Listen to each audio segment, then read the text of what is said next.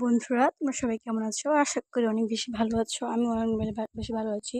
তো গত ভিডিওতে তোমাদেরকে আমি ঢেঁড়স গাছ আর সব গাছ দেখিয়েছিলাম। তো এখন আমি ছাদে এসেছি কিছু মরিচ নিতে, যেটা এখন দুপুরবেলা এই ঝাল ঝাল মরিচ দিয়ে ভাত খেতে অনেক বেশি মজা লাগে। তো এখন হচ্ছে গিয়ে আমি এখান থেকে কিছু মরিচ পেরে নিচ্ছি। এই মরিচগুলা এত বেশি ঝাল আর এত বেশি মজা লাগে খাইতে।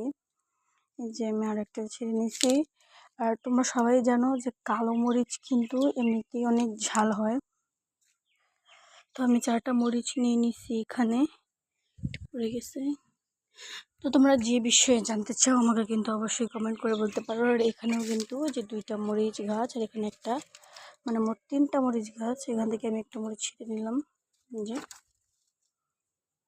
তো আজকের মতো এখানেই দেখা হবে আরেকটা ভিডিওতে। টাটা।